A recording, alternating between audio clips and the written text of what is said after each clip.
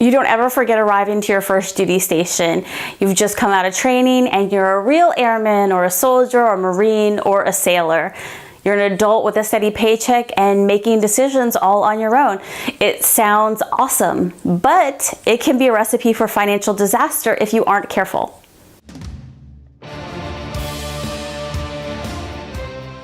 Hi, I'm Lacey Langford, the Military Money Expert. I help military service members, veterans, and their spouses stop being fearful of money and start having control and confidence with it. If you're new here, be sure to hit the subscribe button and check out all the links I mentioned in this video that I will put in the description below. Today's What the Heck Wednesday is what are the 8 financial mistakes you make at your first base? I want you to know that all of these mistakes are true stories of service members that I have helped with their finances. So let their mistakes be a lesson to help you learn to avoid costly mistakes in the future. First up is buying a new car. You buy a brand new car as soon as you arrive to your first duty station, and it's one that you can barely afford to make the payment on, even though there's a base shuttle that you're able to use, or your roommate who has a car already works in the same location as you and you can bum a ride from them. But you still insist on getting a brand new car and that it's a necessity.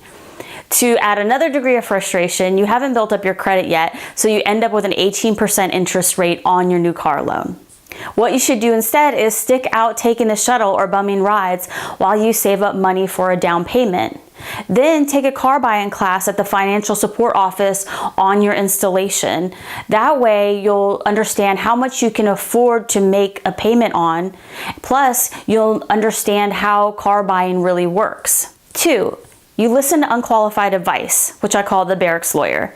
You take your unqualified friend's advice on important matters such as buying a car or a home, divorce, debt, personal finance in general. You're trusting your roommate who can't even afford to buy pizza to give you sound financial and legal advice is asking for trouble. It's hard to understand why you would take this person's advice when you have access to legal and financial professionals on your installation for free.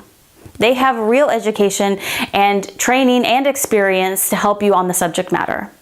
What you should do instead is when you have a legal and financial question is go to these professionals. Take advantage of the free legal and financial services to help you avoid costly mistakes in your finances. 2, pay to play. You pick up the tab for pizza, Ubers, beers, and more, all so your buddies will stay and keep the party going. That's exactly what you're doing when you're playing Xbox with your friend and you order pizza so he'll stay and keep playing. Or when you want to go bar hopping and need a buddy for Saturday night and you say you'll pay for beers in exchange for somebody coming out with you. What you should do instead is not pick up the tab for everyone. If you want to go out, but have a budget for it. Don't spend and spend just to keep the party going.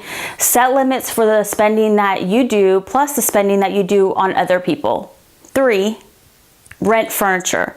You head to a rent center close to an installation because you're sick and tired of hauling your laundry to and from the laundromat.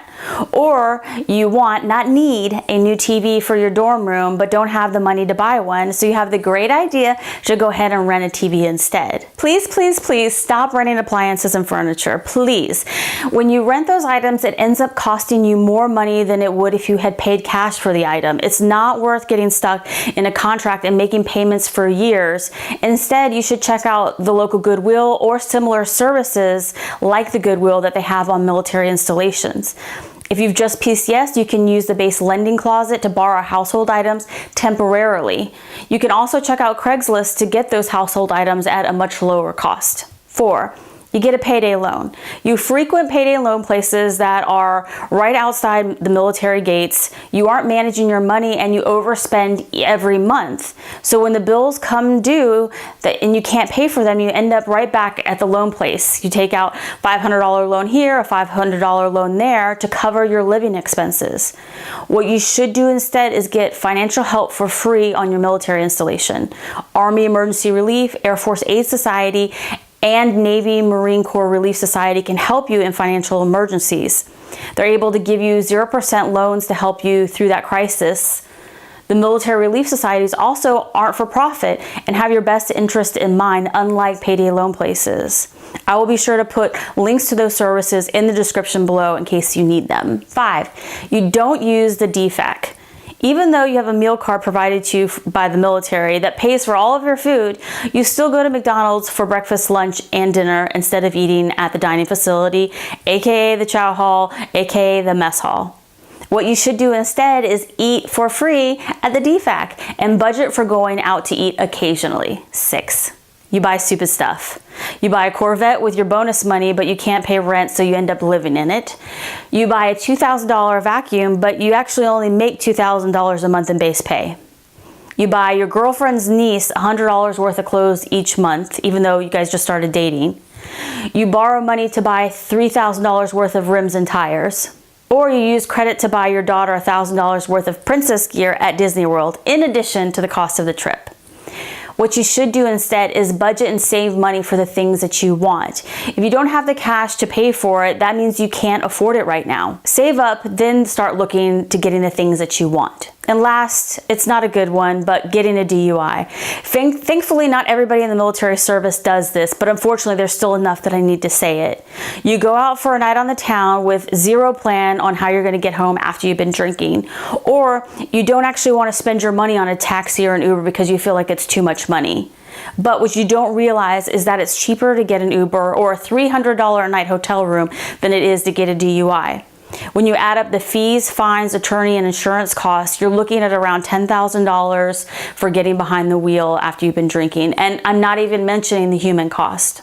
What you should do instead is take turns with your friends being designated driver, or get an Uber, or just get a hotel room, or even better, just stay home and save the money instead. We all make mistakes with money. Life happens and we learn from it. But it's important to try and avoid financial mistakes when you can, especially when you're new and getting used to military service.